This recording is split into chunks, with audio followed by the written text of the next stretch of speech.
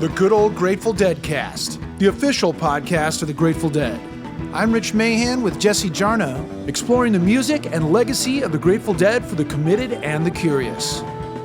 Ladies and gentlemen, fellow Deadheads, welcome to Season 9 of the Good Old Grateful Deadcast. I'm your co-host, Rich Mahan. Thank you very much for tuning in. In this episode of the Good Old Grateful Deadcast, we continue our deep dive into the Grateful Dead's 1974 studio album, From the Mars Hotel. In this episode, we shine a light on the Bobby Weir, John Perry Barlow penned Money Money. It is the 50th anniversary of the Grateful Dead's From the Mars Hotel, and to celebrate this, Rhino has a grand 50th anniversary release in the works, which includes the original album remastered, some really cool early demos of songs from the album, and a previously unreleased live show you need to hear to believe, because it sounds fantastic. It's the Grateful Dead at the University of Nevada, Reno on May 12, 1974. It was the first road show for the Wall of Sound, which debuted a couple weeks earlier in San Francisco at the Cow Palace. This audio was cleaned up and remastered by Grammy Award-winning engineer David Glasser with Plangent Processes tape restoration and speed correction, and was produced for release by David Lemieux. All of the aforementioned are available as a 3-CD set, as well as digitally. There's standard black vinyl, Dead.net exclusive custom vinyl, and a very cool heliotropic vinyl version that animates when you spin it on your turntable. More info and orders are happening now over at Dead.net. Head on over to dead.net/deadcast and check out all of our past episodes, including the complete seasons 1 through 8. And you can link from there to your favorite podcasting platform so you can listen how, where, and when you like to listen. Please help this podcast by subscribing, share it with your friends on social media, hit that like button, call your mom and tell her about it, and if the spirit moves you, get your Aunt Edna to leave us a review. Thank you very much. We have transcripts from many of your favorite Deadcast episodes available for your reading pleasure. Head on over to dead.net/deadcast-index and check them out. Well, folks, we're winding up this season, but we still have another episode coming. Do you have a story about seeing the Wall of Sound in action that you haven't shared with us yet? Well, get it in there now, and maybe we can use it in the last episode. Leave us a recorded message at stories.dead.net and tell us your story about experiencing the Wall of Sound. We want to hear from you. Sometimes we use them in the Deadcast when we get something that fits just right, so record your Wall of Sound tour story at stories.dead.net.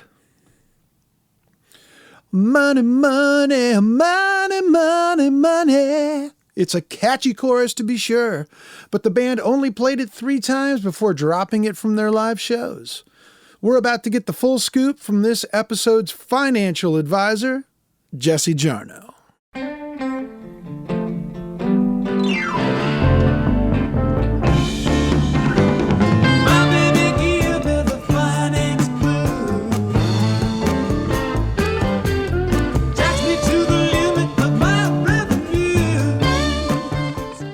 Today, we're jumping into the 7th song on From the Mars Hotel, Bobby Weir and John Perry Barlow's Money Money. As has probably come up if you've ever discussed this song, some of the lyrics haven't aged terribly well.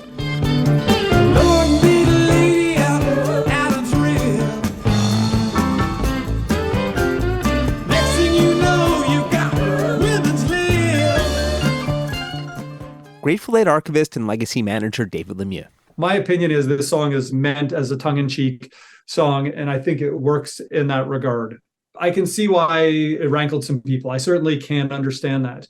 But I think that I have a good enough sense of the Grateful Dead, of Bob Weir, of John Barlow, to know where it was coming from, because it's like over the top. I just think it's an incredibly fun and funny song. And when you have a song like China Doll, it's not a funny song. No, and you've got Unbroken Chain. It's not a funny song. And so you kind of forget the Dead. And, you know, these are pranksters. Don't forget, people, these are pranksters. She said, money, honey, honey, I draw a blank. I just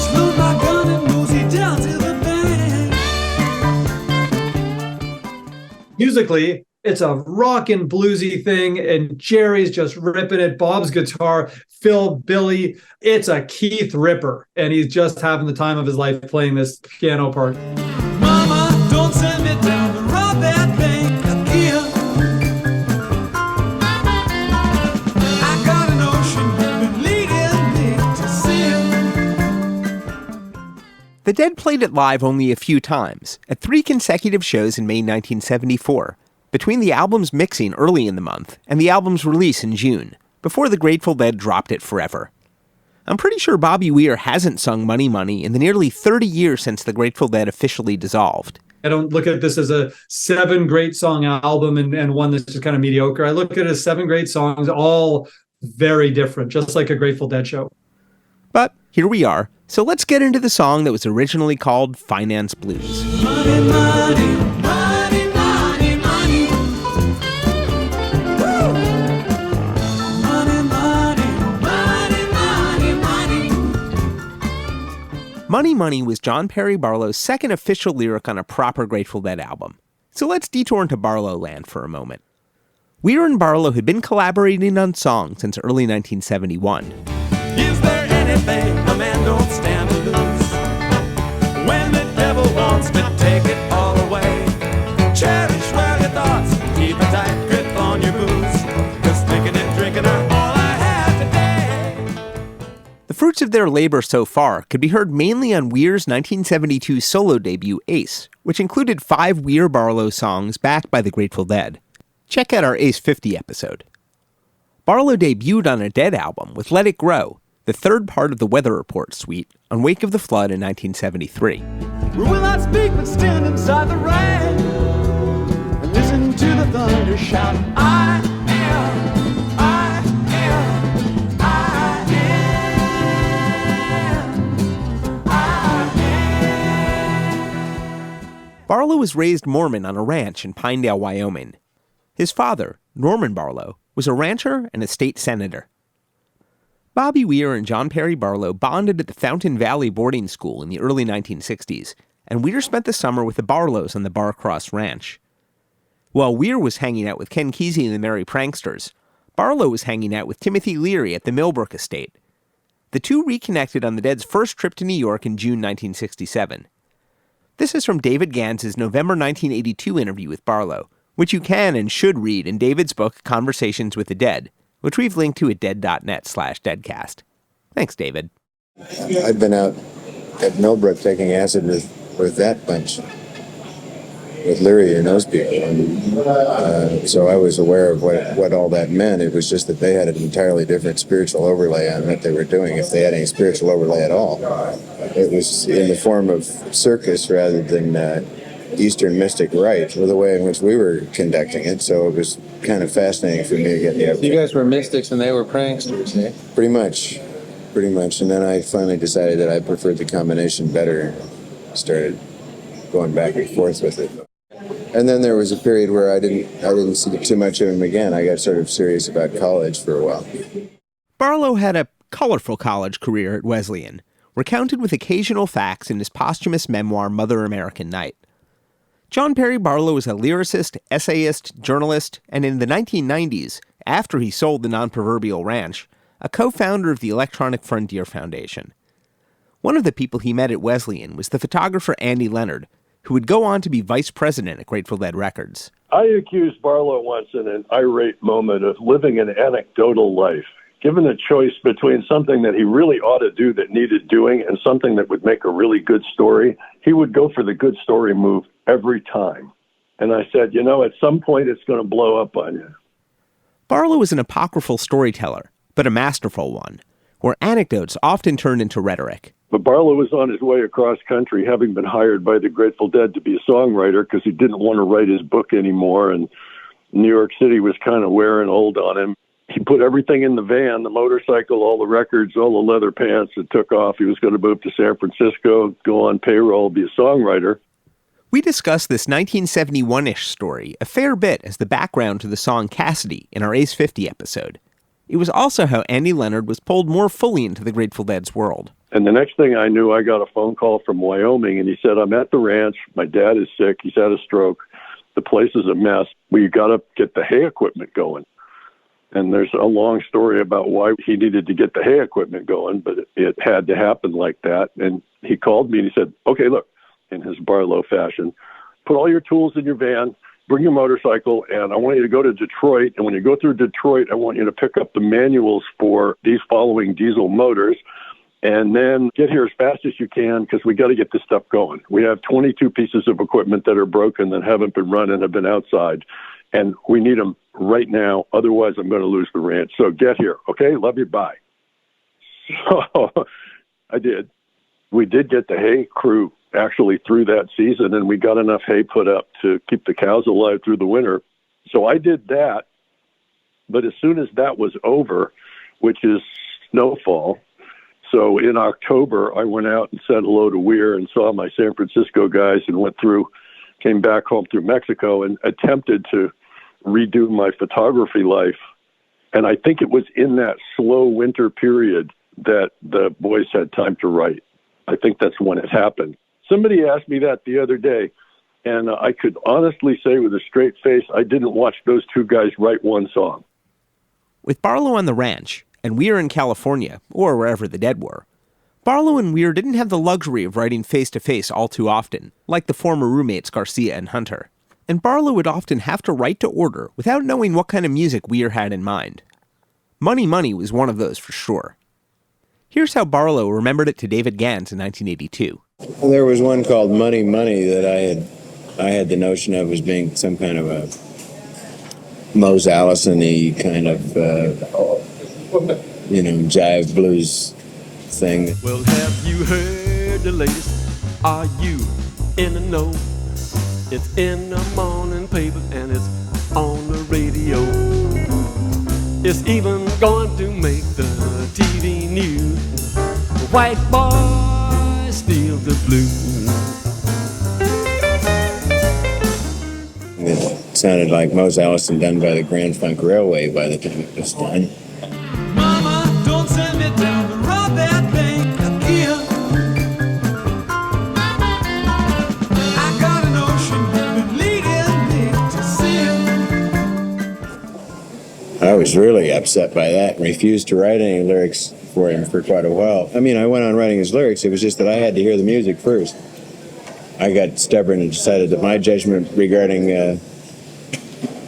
what music meant was better than his judgment regarding what words meant, and that was kind of a silly attitude. The way it works best, and the way it's been working this summer, I think, is when both of us are trying to develop something together and have the opportunity to spend some time together and get it done that way. The song was originally called Finance Blues, which is what Barlow called it when he posted his collected lyrics in the 1990s. He noted that he wrote the words in February 1974. Sure, the lyrics are satire. For one thing, the lines were real whimsical. There's a fundamental problem in creating art. A, the only person that you have to please ultimately is yourself. B, you really don't have the right to criticize anybody else's opinion of what you've just done.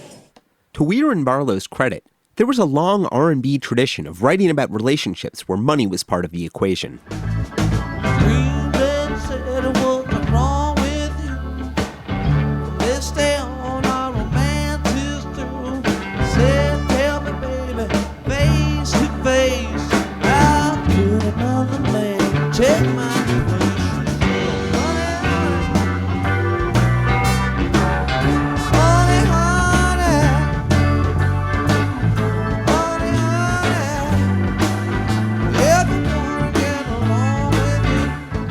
That was Garcia and Saunders doing Jesse Stone's Money Honey at Keystone in July 1973, now on Garcia Live Volume 6. In Money Honey, it's the narrator who gets dumped after hitting up his lady for money too many times.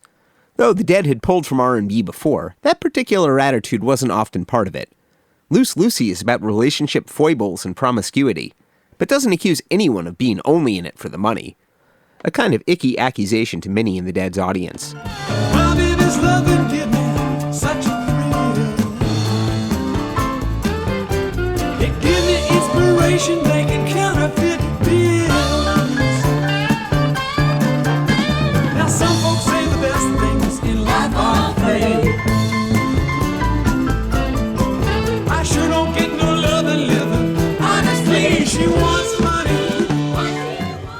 part of the wink is the song's singular composition. Please welcome back, from the City College of New York, Shaugn O'Donnell. It has a lot of meter shifts. It has as much strange meter activity as Unbroken Chain, although you don't hear it that way. As Shaugn points out, in the chorus, Weir's She Wants Money is in 3, and the answering, What She Wants, is in 4, while Weir changes the accents, emphasizing wants the first and third times through, and she the second and fourth times. She wants money. What she wants. She wants money. What she wants. She wants money. What she wants. She wants money. What she wants. There's something about the tempo that makes you digest it more easily. You could bop your head through the whole thing, even though it's having the meter changes take place. Brian Kehew did the transfer of the Angel Share session tapes. Also called the Finance Blues at this point. My notes showed that it was actually cut the same day as Loose Lucy, on the 5th of April. And that's interesting because both of them are kind of in the same ballpark. They're both rockin'. They're both fun. They're both, with a grin and a smile kind of good songs. So I think that kind of makes sense that they might have been done on the same day. They picked Take 11, which was done on the 5th of April, the same day as Loose Lucy was cut. But that was just a basic track. And so days later, they come back and, of course, they have made a sync reel and they have a copy made of it. So they're all prepared to keep working. And then the sync reel, the one they would do the overdubs on, was 427. And so on the sync reel, we have Bob's harmony vocal and a new lead vocal. She wants money. She wants money. There's a shaker, piano part, organ part, and tambourine done on the sync reel. So they did quite a few overdubs on that track to make it a little more interesting than just the band rocking out. Although in the end, it does feel like they're just sitting on stage playing for you. It's not a very complicated one. Maybe one of the reasons that Money Money's irony gets lost is that the production feels even slicker than the rest of the album. In fact, Money Money is the only song on From the Mars Hotel to use all 32 tracks of the 2 synced-up 16 tracks. Even Unbroken Chain only uses 31. They have recorded his voice with 3 different microphones at the same time. And it's showing on this sync reel that there is actually a Neumann U47 on track 13, but at the same time they put another mic and recorded that one on track 14 called a U67. And then on the last track of that tape, track 16, at the same time, his vocal was recorded with an older dynamic mic, a very simple mic, and each of those has a different sound. So whatever the concept was, they were going to capture him singing and then maybe pick one or a combination of 2 microphones to get his vocal to sound good. First is the Neumann U47, then the U67, then an Electro Voice RE20. And my baby give me the finance blues. Tax me to the limit of my revenues. Here she come, finger popping, clickety-click. Weir's lead vocal was also given a dollop of subtle digital delay, a first on a Dead album, I'm pretty sure, which you can hear here, probably more easily on headphones. She say furs or diamonds, you can take your pick. She wants money. She wants money. She wants money. It has its usual pile of keyboards. The whole song has Rhodes on the live take, plus overdub piano.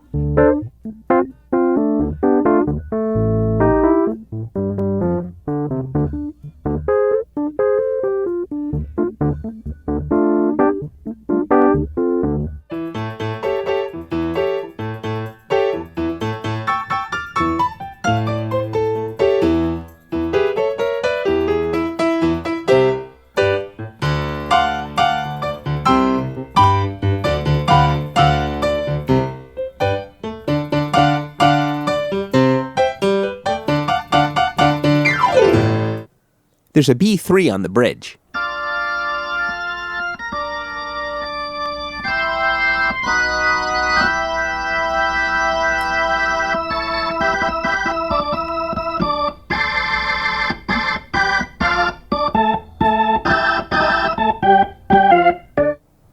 And later on, some low-frequency ARP Odyssey for extra bass thickness.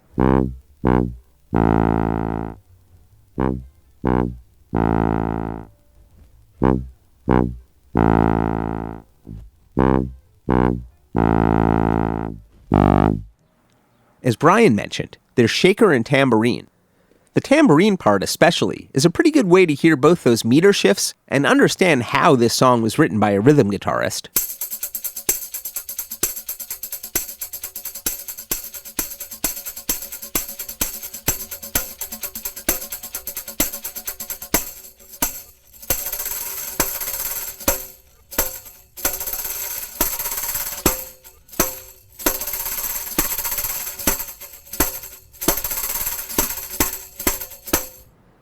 The shaker is steadier. This is some of that same section.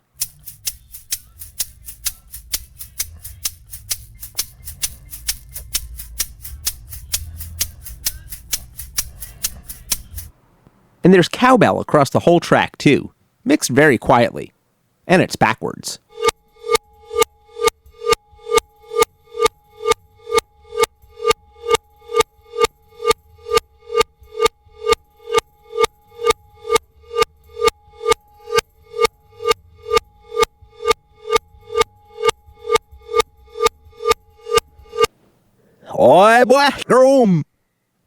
But it wasn't the most surprising discovery on the Money Money multi-tracks. Take your pick. What she wants. What she wants. What she wants. What she wants. Ooh. Money, money, money. There are unmistakably two women singing on that background track. One of them is Donna Jean Godchaux. The other is confirmed in Steve Brown's production notebook. When the road it gets too long and you're all out of song and the pain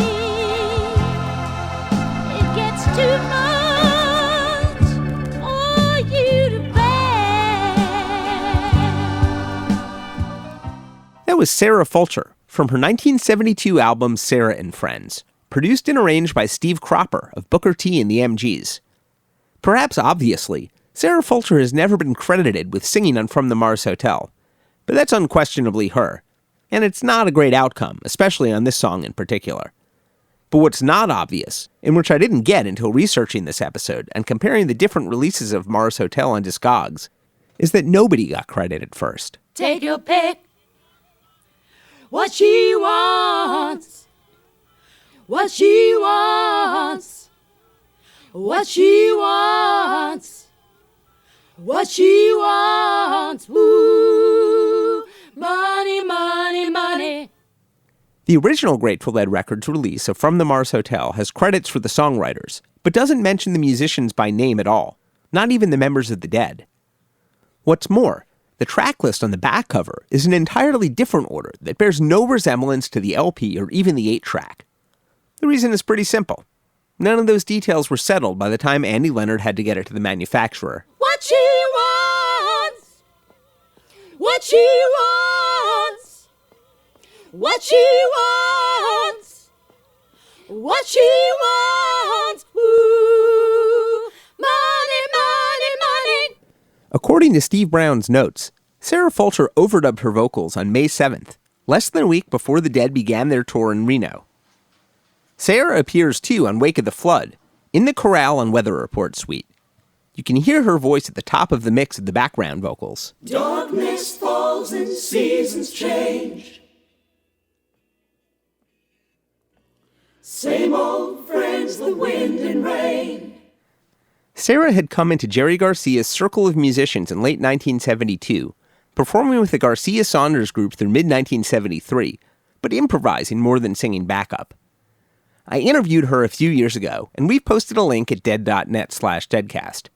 Before her solo career, she'd worked with the legendary Texas musician and Thoughts on the Dead favorite Roy Head, and afterwards moved to Memphis, where she briefly played bass in Memphis's first punk band, The Clits, though she's not on any of the recordings. Check her out on Garcia Live Volume 12, where they do a few of her originals, including Go Climb a Mountain.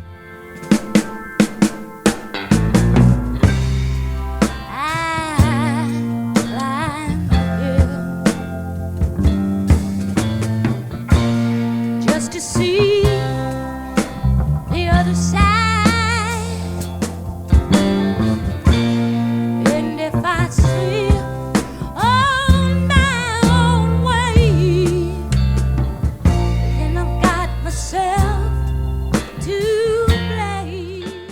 But nobody wrote the guests' names on the studio tracking sheets during the Mars Hotel sessions.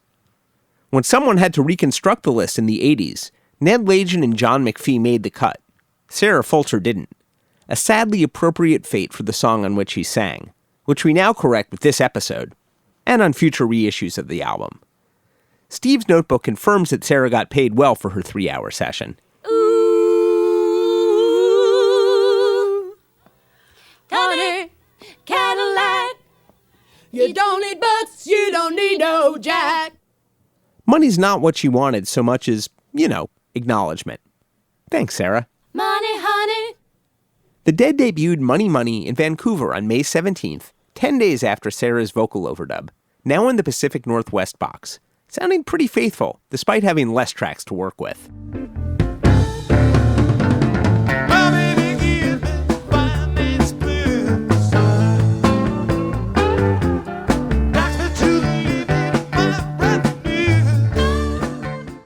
Except for the third version, on May 21st in Seattle, which was a few clicks slower. They were all even shorter than the album version. Money, money, money, money, money. Money, money, money, money, money. David Lemieux. They only did the 3 versions in May 3 nights in a row, and then they said goodbye to it. Money, money, money, money, money. Money, money, money, money, money. Money, money, money, money, money.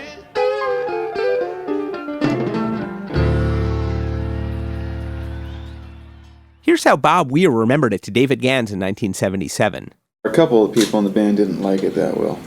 Didn't like the little story, which, though tongue-in-cheek, was maybe a little too, I don't know. But a couple folks in the band thought that it was,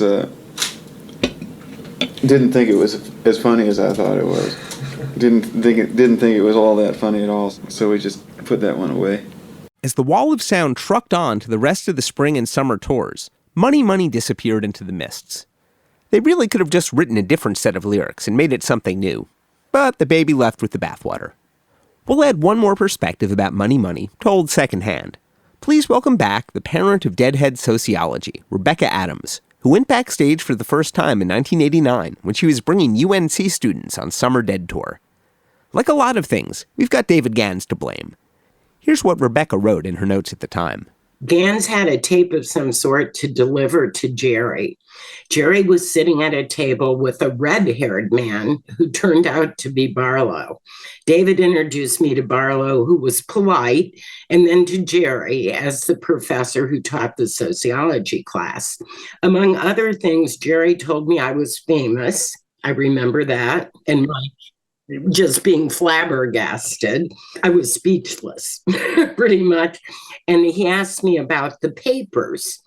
And he said, he meant the class papers. So Jerry said, did they tell you their dogs ate them? And I replied, no, some of them said they have to go on fall tour. From this meeting, Rebecca began a friendship with Barlow that would last until the end of Barlow's life.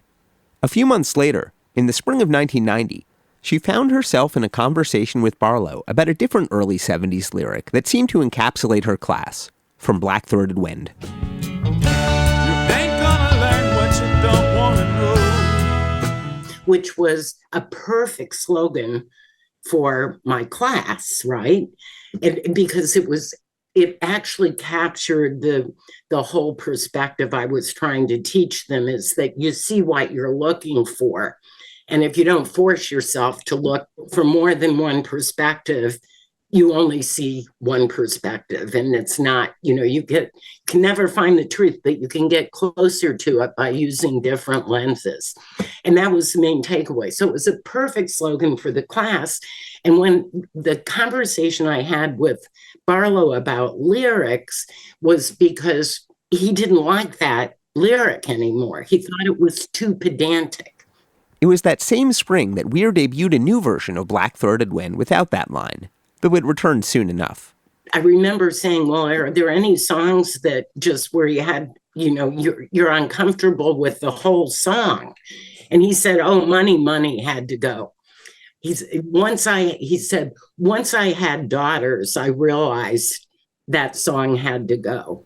It was a few years after the Dead came to the same conclusion, but even storytellers have to grow up. Money had debuted in 1974, the era when Rebecca was first going to shows, though she never saw it live. That would have been when I was first going to shows. I just think that there was such a low level of consciousness. I don't think we were critical in the way that we would now. The feminist revolution had arrived. It maybe just wasn't very well distributed yet. Put another way, most rock wasn't yet quite measured to those standards. Or maybe it was, given how quickly the band dropped it. One way to make the song entertaining, though, is to pretend it's about the Dead themselves. It's certainly not, but whatever amount of money the narrator of Finance Blues thought that he, or she, or they needed, it was absolutely nothing compared to what it cost to operate the Grateful Dead in 1974. Not that the chaos starting to surround the Grateful Dead in 1974 was about money entirely, but it was one element in a swirling mess that triggered the band's decision in mid-August to take some extended time off the road, as we discussed last time. But they had a few more commitments first. In early September, the Grateful Dead crew packed up the wall of sound, stashed what Steve Brown might call substance in its hidden compartments, and got ready to ship out for Europe. Please welcome back Brian Anderson, working on a book about the wall of sound titled Loud and Clear, which we've linked to at dead.net/deadcast. By August, they were starting to hatch plans to do something outrageous even by their own standards, which was to take the entire thing with them to Europe, which is just outrageous. Taking a sound system that was that large and had to be broken down into a manifest, into like a carnet for the port of entries that they were going to be going through, breaking all of that down, like all of the paperwork to make that happen was just like mind-numbing. But they did it somehow, and they brought everything over there for a run of shows.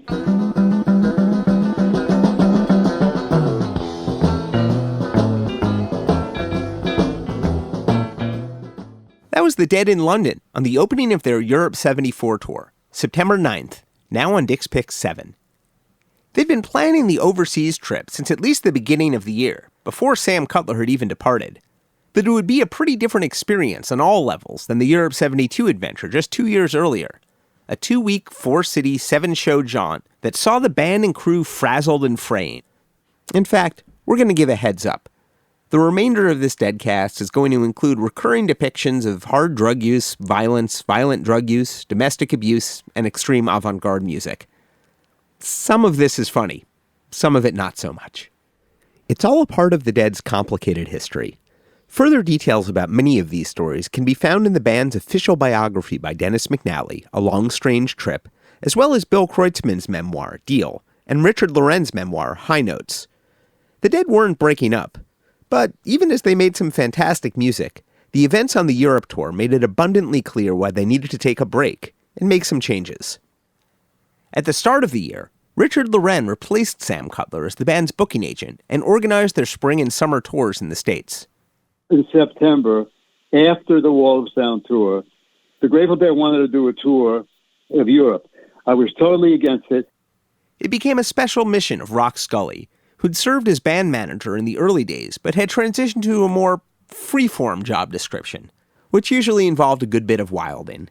Rock Scully was there, kind of that, I don't know, he wasn't a manager. He was just one of those guys that hung out with people. Anyway, so he had this guy in Europe wanting to put together a tour, but he wasn't really a promoter. He was a rock groupie, a rich rock groupie from London. So he and Rock got real close. He was a friend of Rock's. Oh, I can do the show. I can put on shows. I put on shows. So I knew the thing was going to be a fiasco. I didn't want any part of it. Here's how Rock Scully described his state of mind when the band hit London from his book, Living with the Dead. I'm as coked up as a Taiwan freighter, and the vibes are getting just as quaky. When your brain crackles and your eyeballs burst out of their sockets, it's usually a sign that you're overdoing it just a wee bit. I have to do something, but what? I told John McIntyre, I said, John, I don't want to be involved with that. I'm not part of that, so that's not happening. But it was actually happening. The tour was scheduled to begin at London's Alexandra Palace, the Alley Pally, in North London. Rock Scully addressed the situation a little bit in his audiobook to Living with the Dead. In London, the cocaine frenzy has escalated way beyond even California-style excess. It's beginning to spiral, spinning faster and faster, fueled by jet lag and monster lines of cocaine. As the party goes into hyperdrive, the pirates begin to come aboard one by one. There is some question, too, as to exactly how seaworthy the good ship Grateful Dead is at this point. I said, John, because they're playing Europe, and I want to go to Europe, I'm just going to go as just a public member. You know, I don't have anything to do with the shows, because I knew there were going to be a debacle. Too much good coke. Even for drug veterans like ourselves, it's just too much. It is sitting around in bowls, for Christ's sake. As soon as we begin to turn to what we are actually in London to do, things begin to go haywire. Brian Anderson. Ironically, they had so many people over there with them, but the number of hands on deck to actually set up the wall of sound at the Alley Pally or, you know, any of the places they hit in Europe, there was like a dwindling number of crew that were actually able to do that. So the work was just like backbreaking for those who actually had like the presence of mind and weren't like completely physically burnt out from working on that thing to set up those shows. On top of everything else, everyone is dropping acid at all hours. So some of us are peaking, some coming down, some are on the rag, some irritatingly ecstatic. The ones on the rag develop murderous feelings towards the ecstatic ones, and the ones that are ecstatic are grinding down on the ones on the rag. Crew members are threatening to go home.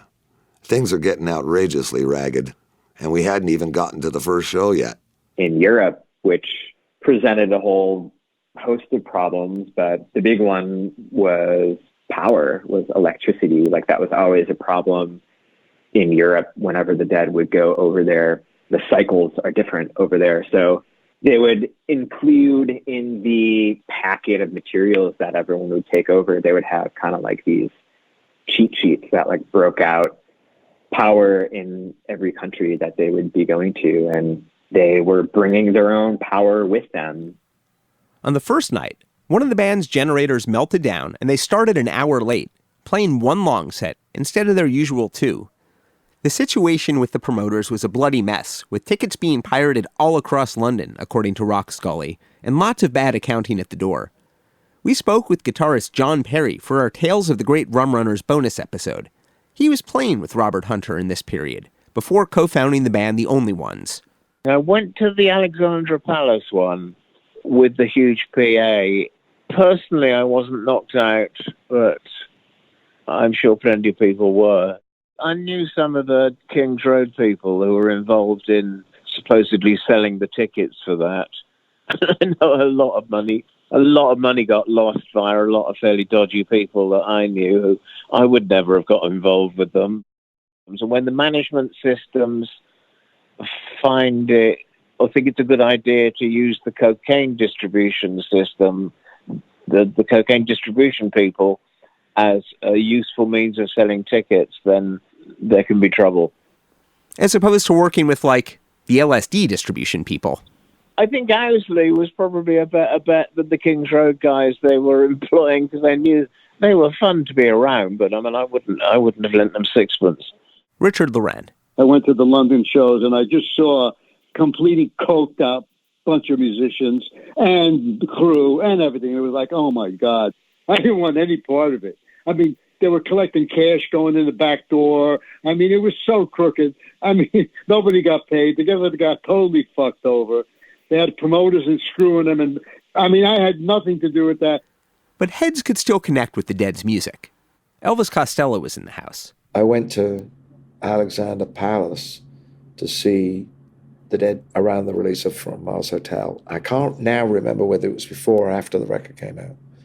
It might have been before, because I seem to recall I went home with the same experiences as Europe 72. We had to wait until all that tour was finished and for that record to emerge. Or maybe just come across your own copy of it. Once in a while you get to show the light, a strange just the places if you look at it right.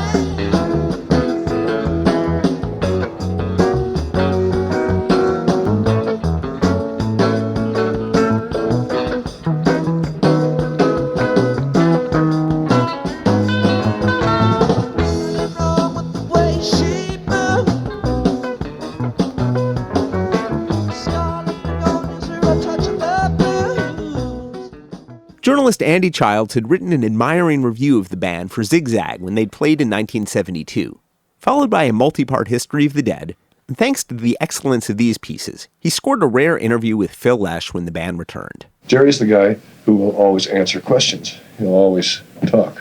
He's always got something to say. You know? Me, I don't always have something to say. I don't always want to talk.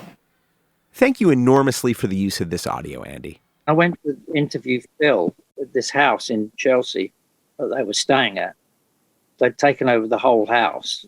We were in this room and there were loads of people coming and going then. So I got an impression there was a big family of people with them. We've linked to Andy's current projects as well as his archival work at dead.net/deadcast, along with the original interview, review, and features as they appeared in Zigzag. We spent a lot of time this season talking about the songs on From the Mars Hotel and the new music the band was presenting through the Wall of Sound. But obviously the songs were only part of it. Until further notice, or unless otherwise stated, we're going to illustrate this next segment with the London 74 Dark Star from the middle of Three Nights.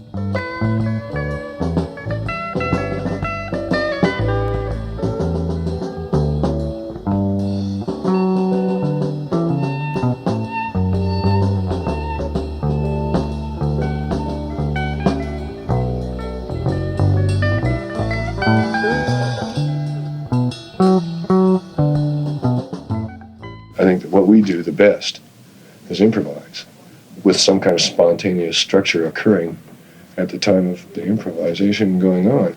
I mean, structure is necessary, some kind of structure, internal structure is necessary for music if it's going to be communicative at all, but it just doesn't seem like tunes go past a certain level.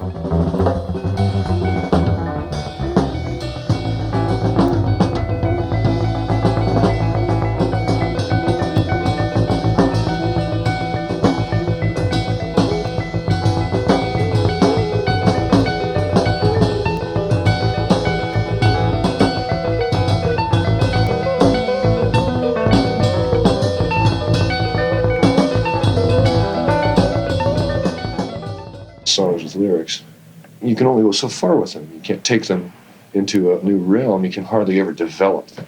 In other words, all it is the melody and the lyrics and the chord changes. And if you're going to have a tune that's like comprehensible, you have to be more or less musically repetitive. And I don't know, I personally have just never been into that kind of music.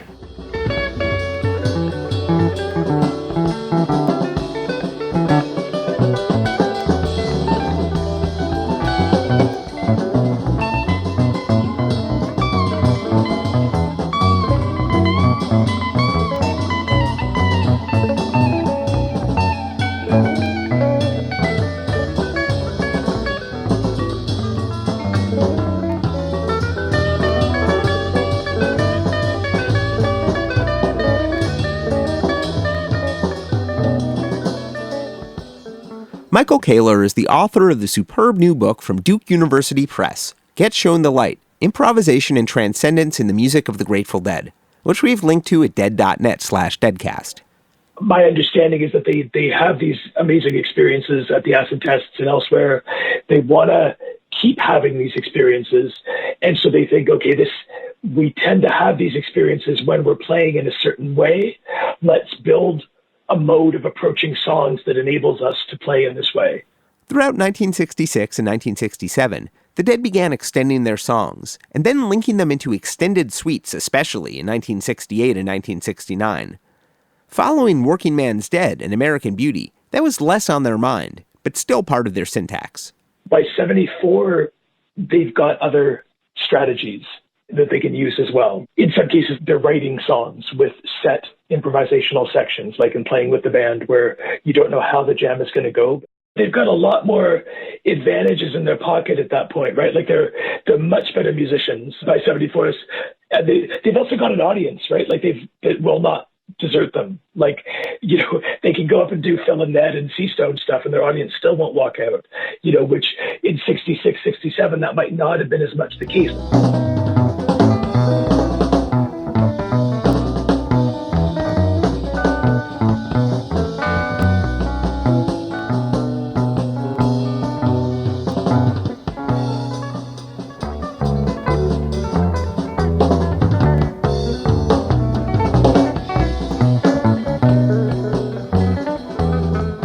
Lesh, at least, has all this background in sort of avant-garde European descended art music forms that are leading him in one direction. There's all this jazz rock stuff going on. There's free improv going on. There's like noise, sort of noise rock is starting to be a little bit of a thing that one can do. Like, you can kind of imagine them being in that position and going, shit, 8 years ago we thought extending Beatlesy folk songs was radical. What do we want radical to mean for us in this context? The so-called avant-garde jazz, the Weather Report is a really good one. But as far as Mahavishnu and let's say even Korea, all those guys seem to be just like it's like boogaloo. It's like super hyper frenetic boogaloo, and they've forgotten how to swing. I mean, I don't know. I might be old-fashioned. Who knows? But I really love to hear people swing.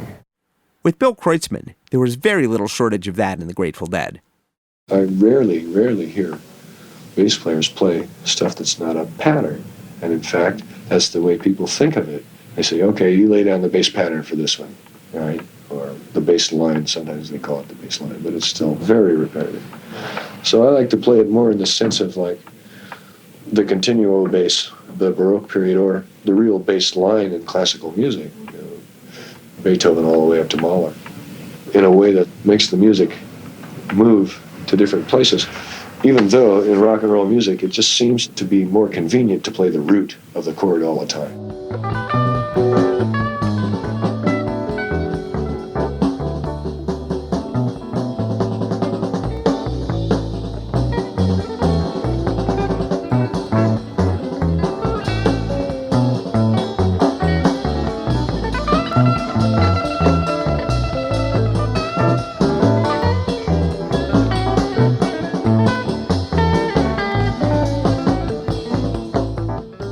You got four musicians playing pitched instruments, that excludes the drums. It's real easy to step on somebody else's lines. Sometimes I like to just play in the high register of the bass and let Keith play the bass line, which doesn't fit as well with the drums, but it's just a different texture. There's one quote from the late 60s where Garcia's, I think from the Ralph Gleason book, where Garcia's saying, the ideal situation would be to go on stage with nothing in our heads and just completely free improvise. There's rhetoric along that line that sounds a lot like Derek Bailey or like John Stevens or like a British free improv person or like a free jazzer talking, but their actual practice was not that. In an interview that same week with Jerry Garcia, Melody Maker writer and future ECM Records producer Steve Lake challenged Garcia on the so-called new forms that the band was pursuing, and Garcia didn't have a ready answer. But it was also that same week that the Grateful Dead took their biggest step into those newest forms. Of course, then there's electronic music, which is a whole new world. Perhaps more than any other period in their career, including the acid tests, the Grateful Dead in 1974 were committed to pushing far past the structures of their songs. Of the core Grateful Dead quintet, nobody was more committed to that than Phil Lesh. We'll return to this interview with Phil soon. The Dead's tour was leaning towards chaos. But amid the chaos, one of my favorite sets of music at a Grateful Dead show occurred on the final night in London. But the chaos had to flare further first. Rock Scully places this story on the first night, but the tale of the tape puts it on the third. A shouting match erupts during sound check. Just the band and the crew is there, and our head roadie, Rex Jackson, challenges us all to just give it up. Gives this impassioned speech. We're tearing each other apart. The band hates the roadies, and we've had it up to here with them. It's a fucking horror, man, and it's too dangerous to be carrying around contraband anyway. Ned Lagin. The first two nights were really fucked up because of power supplies and London and coke and stuff. So on the afternoon of the third day, we had a band meeting and a crew meeting, and everybody decided to flush all their stashes and take LSD that night to get away from cocaine and get back to the brotherhood or sisterhood or, the family. Or maybe they dumped it out on the stage. When it is all piled up, it has to be at least a few ounces. Rex sweeps it all together, and then Ramrod puts lighter fluid on it and sets it on fire. We have a bonfire going made out of cocaine hydrochloride and lighter fluid, and it melts down into this lovely waxy blob. Ned. So that night was an LSD night. Phil. Cocaine makes me evil. It makes me hate music. We're talking about acid now, Phil. Stay with us. At a certain point, there was none of us who would take any of those drugs. None of us. Like at the Monterey Pop Festival in '67, everybody was as stoned as they could possibly be, except us, because we'd been there before. And nobody wanted to go on that trip at that time. Later on, it came back, and we started using it again. For instance, I do it all the time. S09. All the time. I love it. I think it's one of the greatest tools. Are you talking about glass? No. Acid. Acid, oh yeah. Some of the LSD night is on Dick's Pick 7, but a lot isn't. Ask your local CDR trader. The band opened with the tribute to the woman in Scarlet Begonias that Robert Hunter wrote in London 7 months earlier. I was walking round Grosvenor Square. Not a chill to the winter, but a nip to the air. From the other direction, she was calling my eye. It could be an illusion, but I might as well try, I think it's one of the greatest tools for learning about yourself. It's my quality knob. I take a few drops of acid and I turn up my quality knob. Listening back to it later on a tape, which, of course, drugs can't have any influence on the tape, I find that generally speaking, the quality is just what I thought it was, especially about what I was playing. About the relationship between what I was playing on the whole band is not always that good because not everybody is always on the same plane or on the same trip. And after the first set, things got really real.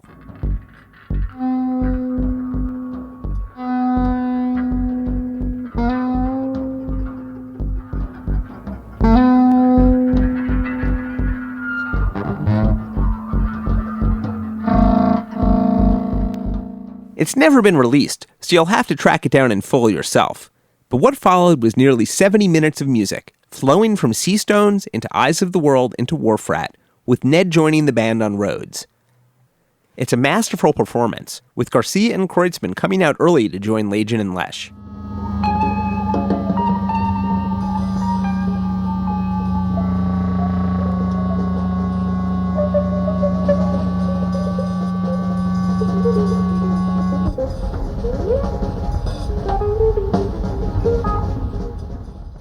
We're going to use the excuse of this matured Seastones performance from the third night in London to focus on its composition a little bit, continuing on from our Nedcast. Seastones was Ned Lagin's project, joined by Phil Lesh, Jerry Garcia, and others. Here's how Phil Lesh described it to David Gantz in 1981. Actually, I got intimidated by Ned. He must be the only guy in the history of the universe to get a degree in music and molecular biology at the same time from MIT. So, working with a guy like that is slightly intimidating. Nearly 24 times in 1974, after the Grateful Dead finished their first set of the evening, Ned Lagin's modular synth setup would come out, including an ARP Odyssey and an EMU polyphonic synth controlled by an Interdata computer, along with a Rhodes 88 keyboard. For 15 or 20 minutes or so, Lagin and Lesh would improvise within the parameters created by Ned and his work. We've posted a link to Nedbase at dead.net/deadcast. And back to Phil in 74. Ned has a very evolved instrument, which consists of a synthesizer, modular synthesizer with a keyboard, and electric piano, and a computer. I love the conception of Ned's setup as one continuous instrument, which it was. Right now I'm using a ring modulator, and that's it. And so the contrast is pretty great because he has, under his control, I should say, virtually an infinite range of sounds and of kind of music that he can play. And I've got a very limited range. And so it's like, really overbalanced. He'll tell you different. He'll say, well, Phil, you just haven't worked with that enough. You know, you can do more than you have been doing, and so on and so forth. And he's probably right up to a certain point, but I know enough about it to know that there's no possible way that one guy with 2 pedals and a ring modulator can possibly compete with an entire computerized synthesizer system. That's even the wrong word. It's not a question of competition. It's a question of polyphonic music, you know. And it's like, I essentially have to be the drone. Relating back to Indian music, I have to be the drone, the ground, the pre-conscious state out of which the synthesizer, which he's playing, brings thoughts, let's say. So that's sort of the stage we're at now. Listen, you really ought to talk to Ned about the electronic music part of it. Yeah, I'd like to. Hey, Ned! Sometimes I would be using a pre-recorded tape of material or a pre-recorded tape of a prior concert or part of a prior concert. So the motivic or rhythmic material would be based off of the tape. And sometimes it was motivic stuff that I created earlier that day at the sound check or had been floating in my head. Sometimes, if you listen to Seastones tapes, you're hearing tapes inside tapes inside tapes. Garcia and Lesh and me and others got cassettes after every gig. The night of the gig, they ran several cassette machines. Another Grateful Dead universe anomaly is that the cassettes that I listen to at the gig are not necessarily the tapes that you're hearing today of the gig. Sometimes the cassettes were 2 stage mics, and that was it. And so whatever was happening on stage, that's what you got. For Ned, it was a way to keep building. Seastones had its own sources, war and Vietnam and nuclear holocaust, but also biomusic and the new ecology, environmentalism, and TV and radio. It was Finnegan's Wake audio of human and non-human biological musical history.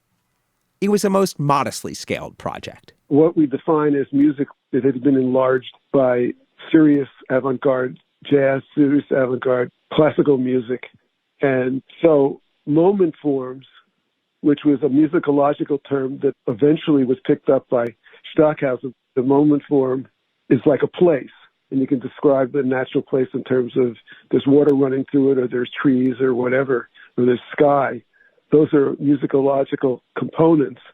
And were there ones that I planned on? Yes, as a composer and as seeds for improvisation.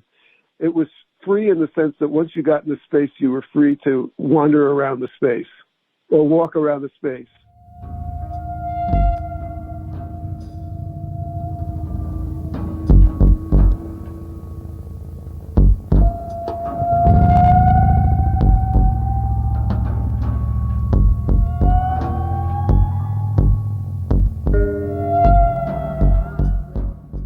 The Seastones performances were meant to be experienced in the venues through the wall of sound. Some of the soundboard tapes don't have all of Ned's outputs, and many of the audience tapes also contain chatty crowds. To my ears, the September 11th, 1974 recording is the place to go. It's a fun one to play for fans of experimental music who don't necessarily think they like the Dead.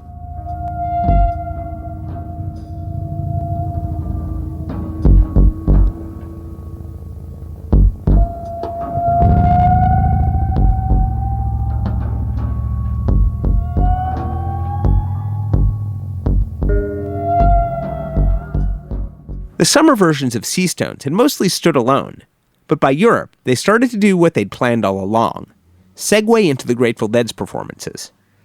To my ears, this is where the lofty themes of Seastones come into fullest conceptual clarity and highlight it as perhaps the most articulated and coherent expression of the Dead's creativity as they place their music on an arc that lives in the experiential moment forms of Seastones at one end, moving through the controlled drama of Eyes of the World, and finding its way to the narrative of Wharf Rat at the far end, with an incredible variety of powerful expressive freedoms between.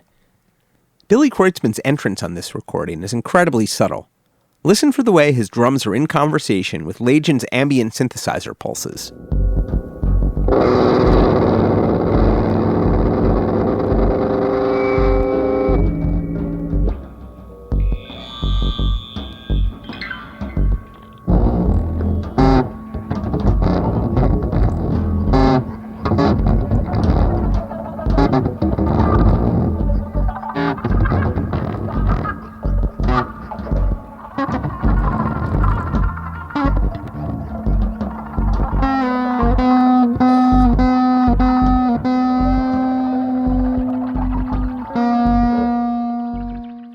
Billy Kreutzmann join Ned and Lesh and Garcia in abstraction is a joy.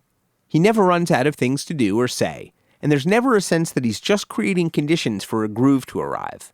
He's down among the wild Seastones.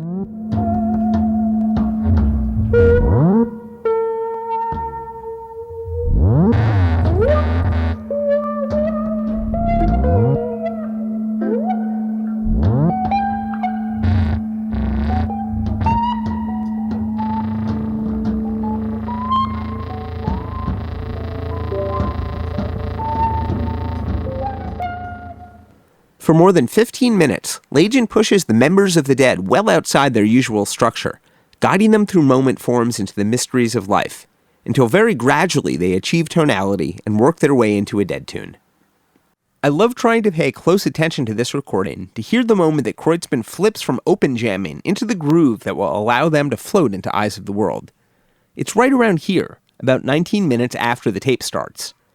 By this point, I think Keith Godchaux is playing too, and Bob Weir as well.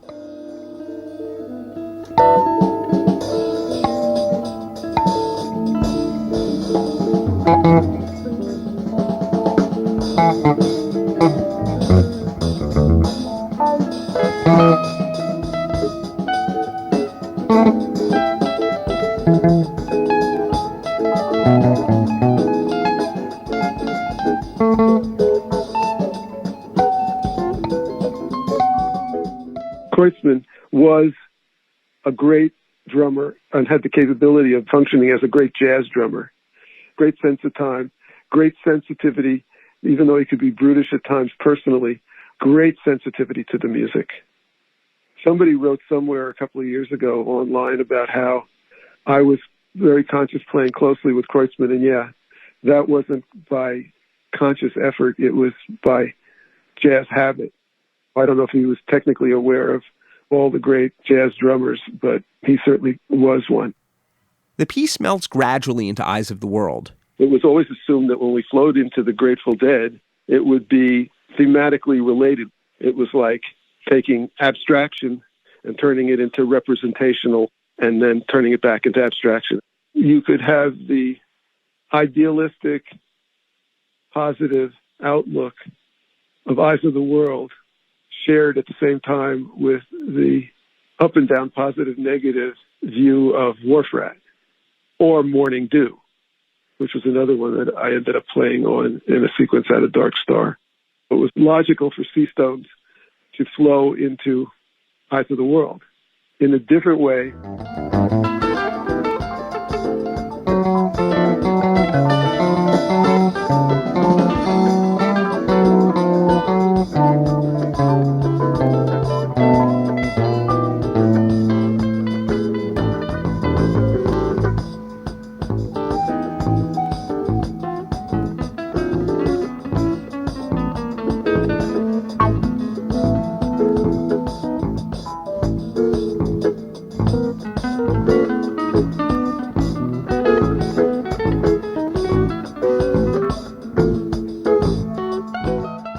When they finally start playing Eyes of the World for real, Ned takes some sweet leads.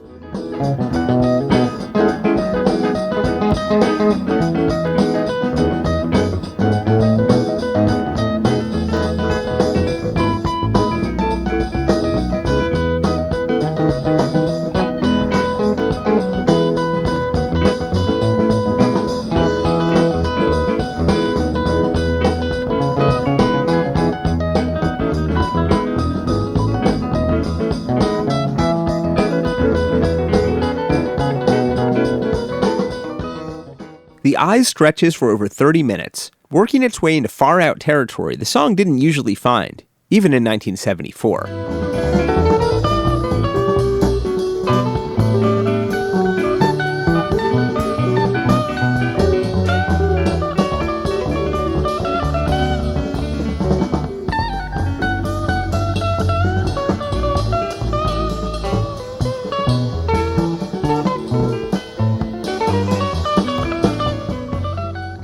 And from there, they landed in Wharf Rat. The London audience on the third night were just magical. They were floating, spiritually, emotionally, physically floating. 9/11, people were floating, their eyes were above their heads. They loved every second of it, abstract or not. Everybody was swaying back and forth. Afterwards, you can hear Garcia laughing.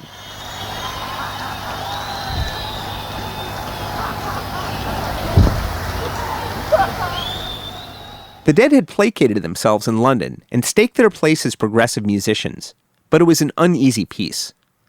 Nonetheless, the Dead's backstage craziness didn't change the fact that they were playing for enthusiastic audiences who were savoring the rare chance to see the Dead in Europe. We're going to turn our attention for a little bit to some of the fans who saw the band on the Europe 74 tour. Paul Matulic didn't go to Europe intending to see the Dead. Thanks for leaving us your story, Paul. I launched out of Trieste, Italy, in June for a 2-month wander on the Ural Pass through Europe. On the very first train ride from Trieste to Venice, I met an American couple that had been traveling around and had to go back to the States for a family emergency. The guy handed me his Interrail pass, and that was a kind of Ural pass that you could buy just for Europe, and it included some countries that Ural Pass didn't have, Central and Eastern European countries and Morocco. As he handed me the Ural Pass, he said, "I think I've heard that the Grateful Dead will be playing in Morocco this summer." Paul did eventually get to Morocco. No sign of the Grateful Dead. But in Fez, an American couple said, "Oh, you're a Deadhead. You got to meet these Welsh cats at our hotel. They're Deadheads." I went up to meet them. Classic scene. You walk into a room, smoke-filled, a big boom box and many spent batteries, and 3 Welsh Deadheads who confirm that the Grateful Dead are coming to Europe and will be playing in the UK in September. Getting warmer. I just missed the London shows. I hit Amsterdam like a brick wall of hash, and if it weren't for that big hairy freak from Boston who turned to me and said, "Yes, the Grateful Dead are playing in 2 days in Munich," I wouldn't have gone there. Much later in life, I learned that great Joseph Campbell line that says, "Myths are public dreams, and dreams are private myths." The Grateful Dead became the soundtrack to my private myth and my dreams, and I was soon beginning to realize it that year. Off to Munich we went. I'm aglow to welcome back Uli Teute.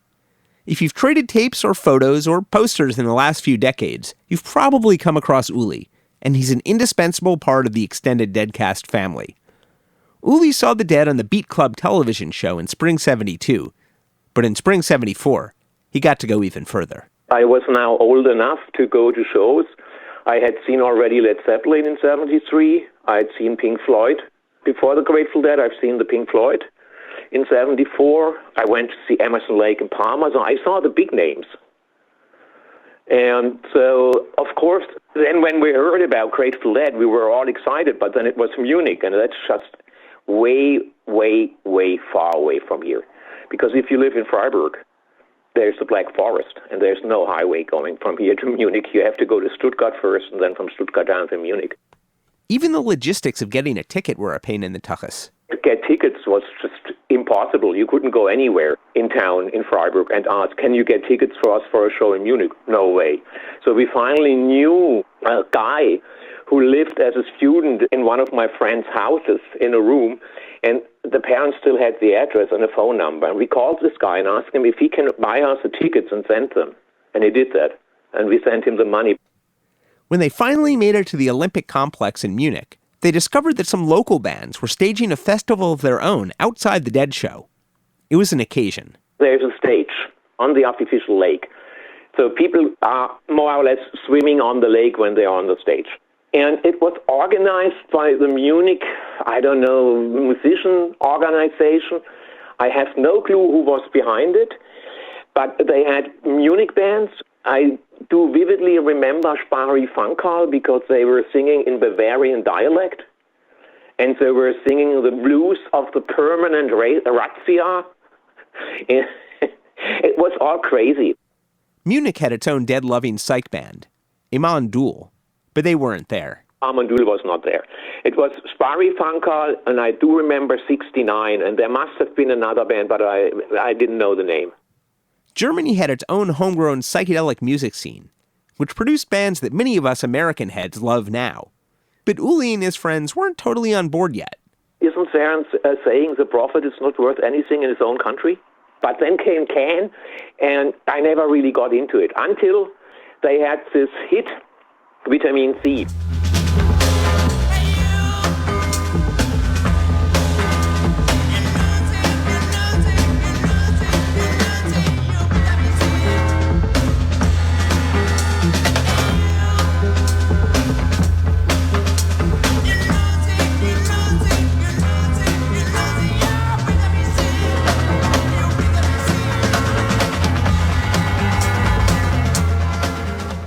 That was from a 14-minute live version of Vitamin C, recorded at the Olympic in Paris, a year and a fortnight after the Dead recorded much of Europe 72 in the same room, and released recently as Live in Paris 1973. Can wrote a lot of music for movies. So whenever we knew that Can music is played, we always watched those movies. Though Can were influenced by the Dead, as we heard in our Europe 72 season, there maybe wasn't a lot of crossover in the fan bases. If you were really into Can, then Grateful Dead was country. And it wasn't always easy to find out about these bands. Agitation Free, which I think is one of the best bands coming out of Berlin at that time, I never heard way back. I never seen the albums. I discovered that way later.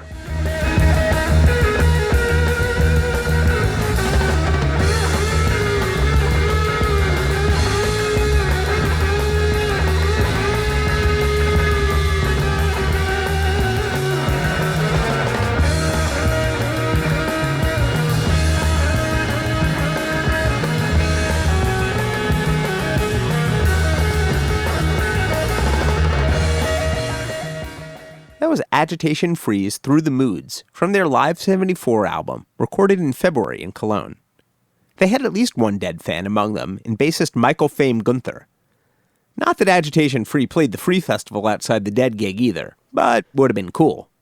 As the festival went on and the European Deadheads milled, another level of chaos came into the equation. There were already people standing in line for the Grateful Dead, and among them a lot of GIs. And then the stadium, Olympic Stadium, opened, and the soccer fans came out. And that was a lo and behold sight. They had all their flags with their colors of their team. And there are these Grateful Dead freaks looking in wilderness, because nobody knew at the first moment. I think the GIs didn't know, hey, this is the end of the soccer game. And what the fuck is this? So all the circumstances for this concert, for me, were so special. If you look up pictures of the Olympic Hall in Munich, you'll see it's a giant open-sided tent. Uli could see the giant speaker system getting ready to mock Shaugn inside. I didn't know how tall the equipment was. I could see it from the outside, but I didn't know how much deeper I go when I'm in the Olympic Hall. So when I finally see the wall of sound in front of me, I just go, oh no. Oh wow. What is this? And mind you, I've seen Pink Floyd with a quadrophonic arrangement in Colmar, France, just 3 months before. Led Zeppelin was awful. I had ear ringing for 2 days. They were fucking loud. I was sure my ears are not going to survive. But then the most strangest thing happened. The music was never loud. I could talk to my friends, just like I talk to you, because the music was transparent. It was not just this, it was really amazing. Best sound I ever heard. And I never heard the wall again. Paul Matulic had his own astonished reaction to the wall of sound. The Olympic Hall, where the Dead played on September 14th in Munich, was huge and cavernous, and I doubt there were more than a few thousand fans, Deadheads, in attendance. I couldn't grasp the dimensions of the wall of sound at first when I walked in, because the huge room was cavernous, and with no one on stage, it was hard to actually grasp how tall that stack of speakers was.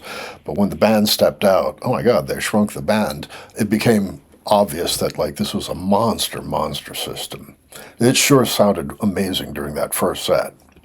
I had very little experience at that time with rock concerts in general, so I actually didn't know what your standard lousy sound system sounded like. Sounds like a Dead show. One guy had a plastic skull and a rose through the teeth, and he had it on a stick. I mean, you wouldn't get into a show nowadays with a stick being 2 meters above your head. But he walked in with his skull with a rose in between the teeth, and he went totally up front, so he could see the whole show. For this Deadhead, only seeing his second show, I couldn't have been critical at all. The music was fantastic. Because they were playing a lot of their last two albums, I could recognize it. It's the only time I ever heard a complete Weather Report suite. I would have to wait until further to ever hear that again. And the show, I thought, was like very, very hot. Paul had a pretty wonderful experience in Munich.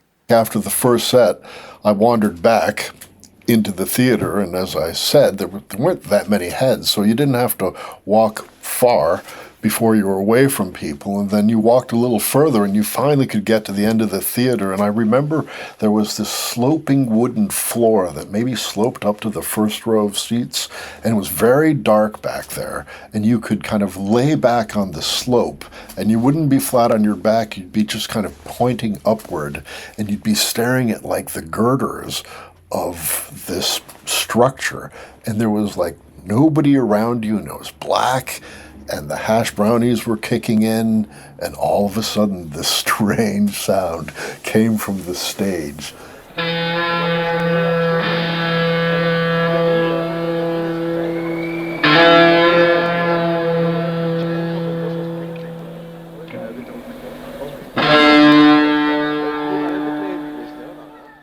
I wasn't completely surprised by Seastones, because before I'd left from the States that summer, the Dead had done their big kind of early summer tour, and a friend had come back from Springfield and talked about the strange sonic weirdness that emanated from the stage after the first set, and was identified as some kind of Phil shenanigans. If people still thought the Grateful Dead were country music, they got a surprise at set break. Though frankly, it was all surprises to Uli. That concert was the strangest I ever been to up to that point. Because first of all, I had never heard about a band playing that long, and making a break and having Ned Lagin and Phil Lesh coming up. I couldn't see Lesh, but I saw Lagin. And all that noise, it was so strange because we thought, what the fuck is this they had done? And now they're scaring us off?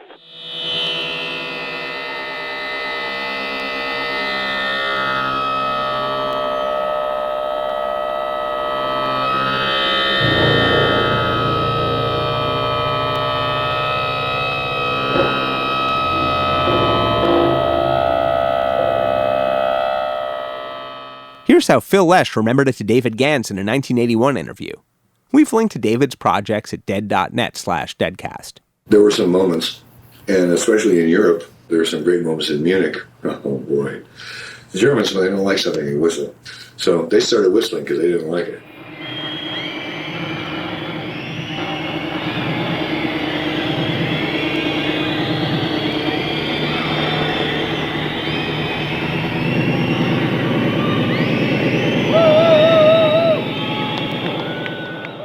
So Ned just picked up on the whistle and he started fucking with it. His synthesizer started to whistle, and he whistled along with it. Pretty soon they were whistling along with him, and they didn't know it. He has that kind of sense of humor in it anyway.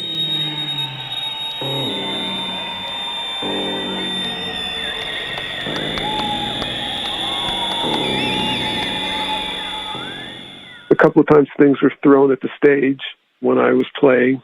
All of these considered by me, but also by Garcia and Lesh, badges of honor because of the experience of all true art, which is what Garcia thought I was and told me so. Stravinsky riots for Rite of Spring, Ravel and Debussy, people throwing chairs at the stage when they premiered works, being intensely criticized. These were all badges of honor.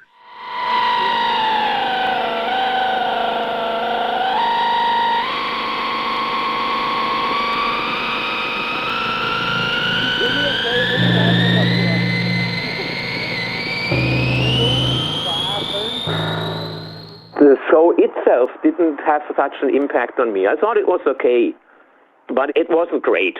I didn't get to the point that they really carried me away. But everything surrounding the show, the little festival, the end of the soccer game, the Seastones portion, the equipment, everything was so gigantic.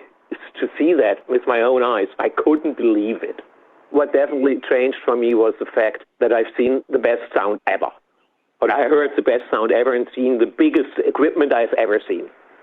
That was something I couldn't explain to my friends back home to say, hey, it was huge. It was huge, huge, huge. And you have never seen something like this. After the show, it was too late to drive all the way back home. We wanted to sleep on the grass, but that didn't work out because the dew made it all wet, so we slept on the actual road. It was not a paved road. It was a walking path. And we just stretched our sleeping bags there and got in. And in the wee hours, I don't know, suddenly a crash, wow, and somebody yelling, and one guy up was saying, hey, he hit me. And then we realized there's a guy, and he hit us with his bicycle, but he was so fucking drunk, he fell down and he never got up again. He just went to sleep. He wasn't there when we woke up in the morning, but his bike was still there. If this were a Thoughts on the Dead post, there's only one person who possibly could have been riding that bicycle. And we'll send these next mayhem-filled segments out to the memory of our late friend Rick. From Rock Scully's Living with the Dead. In my infinite wisdom and after countless tours, I have calculated that exactly 17 days is the longest we can sail without serious incident. This estimate is based on the flashpoint potential of the most volatile member of the group, Bill Kreutzmann. Anything beyond 17 days at sea puts us in grave jeopardy. I don't know exactly what day the band departed for their European tour, but it had been less than 17.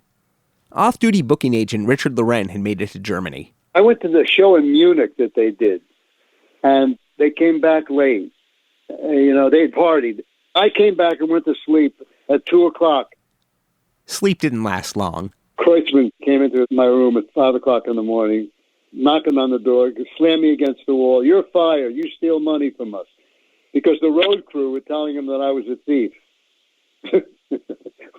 I was the guy that saved their money, never mind the thief. So they got into Kreutzmann's cocaine-fueled head that I was a crook. I'm not sure how the sequence of the evening unfolded, but either immediately before or after this, Kreutzmann had also fired manager John McIntyre. Kreutzmann strangled me and fired me. The next morning, Phil Lesh heard about it, and he said, you're not going to be fired. Don't worry about it. So I said, well, I'm leaving. I got fired. I'm going. So I left the scene. In perfectly cromulent Grateful Dead logic, Richard Loren lost his job as booking agent exactly as the Grateful Dead decided to retire from the road indefinitely, and promptly got a promotion of sorts. In 1974, in the end of September, I was hired by Weir to be their manager. Weir came into my office and, we want you to be our manager, because that was the only sane one left. There was more to come. Other squads from the touring party were having a more peaceful, easy time. For the rest of that Europe tour, which then from there went to Munich, and then we drove around the Alps in Switzerland, and then Dijon, and then back to Paris. Phil and I did LSD almost every day. From Grateful Dead Records, Steve Brown. We were supposed to play in Amsterdam, and that got canceled. So when we left Germany, we had time on our hands, so we rented cars and drove through Switzerland. We started from Zurich. We had a Mercedes. It was Healy and Phil and Ned and me in one car, and we had gotten the little Visine bottles of Osley's favorite liquid, which is always nice to just put a drop right on your and suck up. Then we also had really good pot, and that was all in like baggies and stuff. Steve also had a home movie camera with him. A few years back, he digitized his silent films of the Europe 74 adventures, including a lot of what he's about to describe, which we've embedded at dead.net/deadcast. We were very high when we were driving through the Alps, and we'd park and get out and climb up these dams and go up into these areas that we did visit, and got out and went through these little towns and walked around and stuff. But yeah, we were basically tripping pretty good right through all of Switzerland. And we found some places where you could get some really nice wine and bread and cheese and stuff that we'd stop at occasionally on the way. That was nice. Good work if you can get it. But we were going to be crossing a border in a certain point in time, and we were pretty high by the time we got there. And so it was like, okay, we're in this movie now where we have to survive. And so what wound up happening is we stopped before we got to the border, and we took all the stash and we put it underneath the mats on the trunk floor and hid it all down in there. And then just had our suitcases all clear and clean. So when we went, if they did check them, the suitcases were cool. Then we had to go one at a time into this little hut, little house thing, checkpoint when we finally got to the border. And they took us in one time and passports, do all the usual stuff like that. And then they came out and they opened the trunk and they start looking at all the stuff that's in there, but they didn't lift up the mat. And so here we are just being cool, in this movie, and we get it back in the car. We drive down, many miles down the road, and we find this nice little place to pull over and stuff. And we pull over there, and we start just really laughing that we got away with this thing. Phil and Ned are just crying, and Healy's opening up the trunk and he's grabbing everything back out again so we have it again so we can enjoy it. And we wound up keeping it free and clear for ourselves at that point all the way into France. Yeah, we were able to enjoy it in Dijon and in Paris, and no more border checks until we actually had to fly out of France to go home. Coming through wine country, Lesh exchanged some of the surplus agriculture they'd smuggled from California in the Wall of Sound for some French wine. I can see him coming back in after he did his trade, too. He's coming into the hangar that we played in there in Dijon, and he's carrying all this wine and stuff. The Dijon gig was way undersold and a tour highlight, now in the 30 Trips Around the Sun box.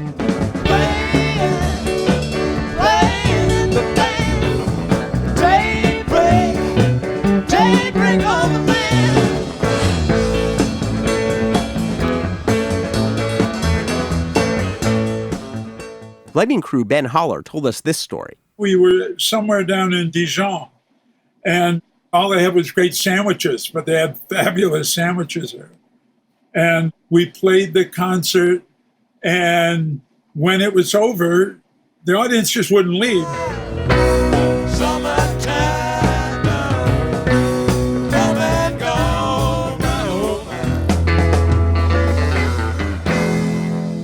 And finally, we just turned the house lights on, and the crew went out, we waved them, and then we took the equipment down, put it in the truck, and then the crew went out and waved to the audience, and then they got up to leave.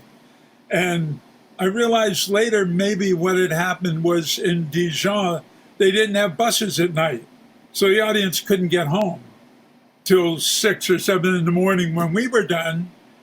Then buses started again in the audience, but they watched us take the equipment down. I'm sort of running out of synonyms for mayhem, but in Paris, the havoc continued. Kreutzmann tried to strangle me 2 or 3 times. Oh, that just means he likes you. But I think Kreutzmann actually really liked me a lot and respected me because Jerry liked me a lot. And one of the reasons Kreutzmann strangled me was sometimes he was jealous. Like, we played 2 nights in Paris at the end of the Europe 74 tour. The first night, we were at the Paris Hilton, and this woman in this beautiful turquoise jumpsuit got in. And it turns out that she was a friend of Brigitte Bardot. And so she actually ended up in my room, and I forgot about the gig.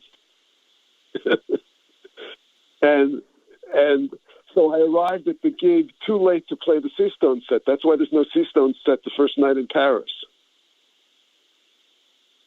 And Kreutzmann that's one of the times Kreutzmann tried to strangle me. But I realized later that it was out of jealousy when I explained to people why I had missed the gig. And I think it was Garcia, it was either Garcia or Phil, both, who said they would have missed the gig for the same reason. Modular synth-generated moment forms, so hot right now. Ned found himself at the center of another dispute. In London, a number of musicians and industry representatives had come to the Alley Pally to check out the Dead's wild new sound system. The night that we did Eyes of the World, 9/11, we did Eyes of the World, etc., after Seastones, and the people from Apple, the Beatles people were there, and the Who people were there, and the Pink Floyd people were there. Ned met a girl.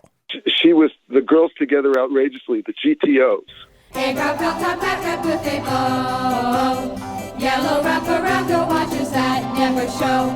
His blue eyes, what a fantastic disguise. He's so grand and fantastic, so wonderful. The Girls Together Outrageously were a singing group of self-identified groupies.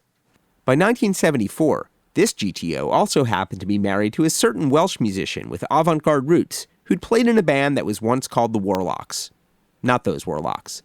The marriage wasn't going well. An incident involving the woman and a different musician a few months earlier had led to this song.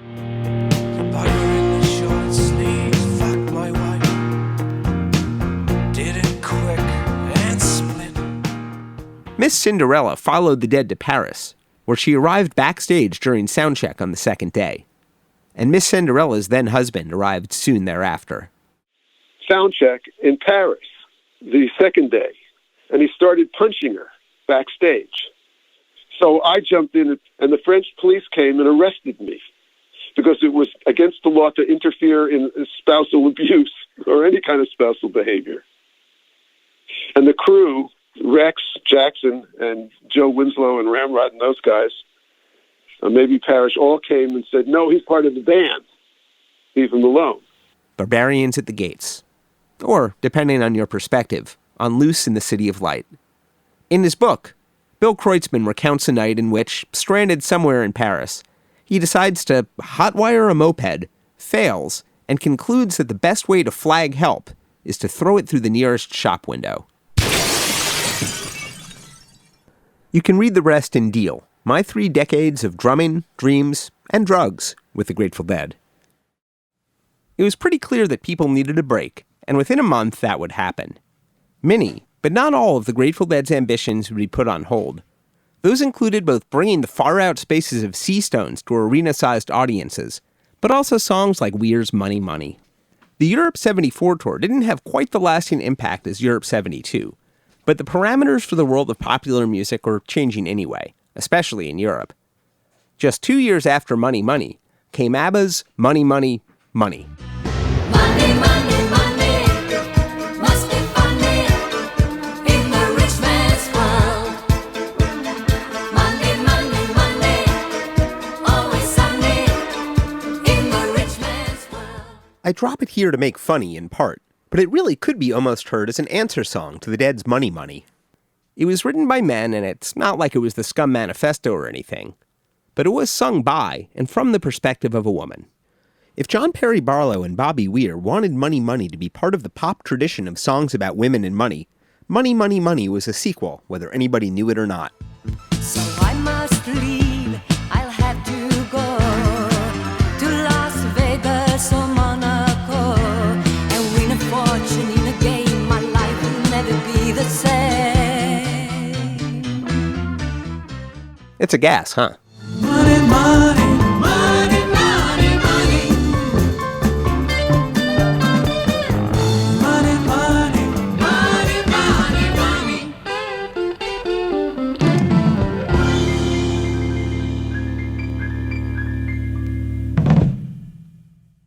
Thanks very much for tuning in to this episode of the Good Old Grateful Deadcast, friends. We'd like to thank our guests in this episode, Ned Lagin, Elvis Costello, Andy Leonard, Richard Loren, Steve Brown, John Perry, Ben Holler, Andy Childs, Uli Tutti, Paul Matulic, David Lemieux, Brian Kehew, Rebecca Adams, Shaugn O'Donnell, Brian Anderson, and Michael Kaler. Extra special thanks to friend of the Deadcast, David Gans, for his ongoing contributions of audio from his interview archive. Executive producer for the Good Old Grateful Deadcast, Mark Pincus. Produced for Rhino Entertainment by Rich Mayhem Promotions and Jesse Jarno. Special thanks to David Lemieux, Brian Dodd, and Doran Tyson. All rights reserved.